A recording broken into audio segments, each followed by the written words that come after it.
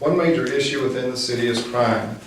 Drugs seem to be the root problem for domestic violence and theft in the city. How would you address these issues, and what would you do to try and help the drug population and crime in White Settlement? Mr. Anderson. Well, I'm glad I got this one. I was fortunate enough to be invited to a function up in Sunview yesterday, where a group of neighbors are trying to put together a crime watch. And I was happily surprised to see such a large turnout and people that were talking to their neighbors and organizing. Our police department was up there helping them organize and getting them signed up. Our fire department was up there letting them know who to contact, how to contact people. And the gentleman that was running that was was David back there. And I want to say thank you for inviting me. And it was a big success in my opinion. The crime problem, as they told me up at Sunview, is they've got a lot of people driving around that they don't know, they don't recognize. They'll stop, look in houses, and then ease on down the road and circle back and come back. And they're concerned that these people are out scoping out a place to steal something or break in. And that's a pretty good place to go because it's new homes, probably a lot of new electronic equipment, cars, everything else. So in my opinion, if you see my literature, I'm calling to add 3 more police officers, 1 per shift, and then try to divide the city up a little more evenly to where the patrol officers have a smaller area to operate in so that they'll be a little closer to you. The patrols will be quicker around the city.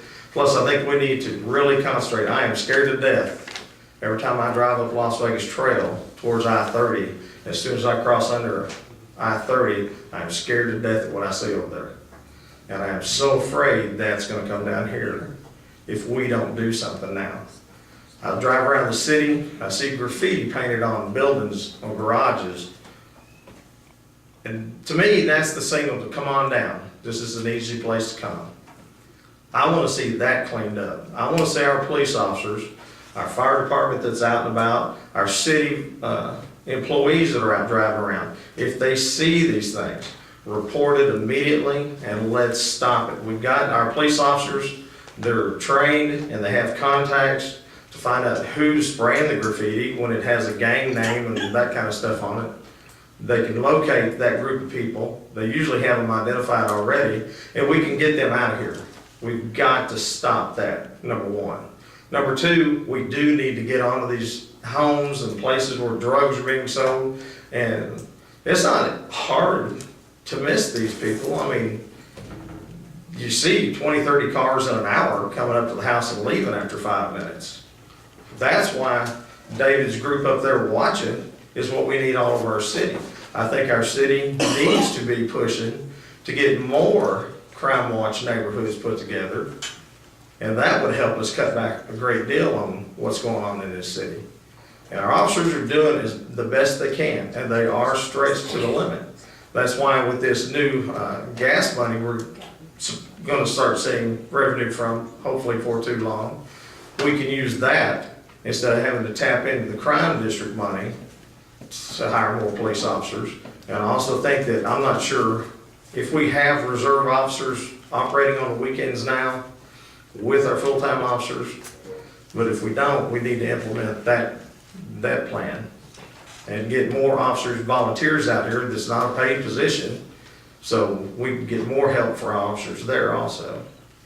But we do need the citizens to start helping with this problem, because you're out there, you see your neighbors, you're out in the yard, you see people driving by, and you're up and down the streets just like we are. If you see the graffiti, call and report it.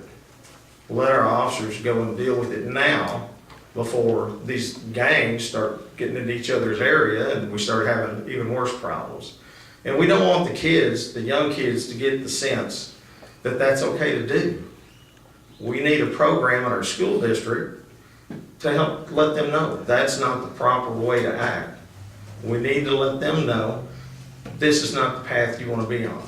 And let our city and our school district work together to help these kids come up the right way. Because we've got to stop it now, when they're young. Because once they get to a certain point, and they've been in the system and they've been treated badly, it's hard to turn them around. It really is. So we need to start now. We need to stop the ones that are doing it, and we need to prevent the ones that will do it in the future. Thank you.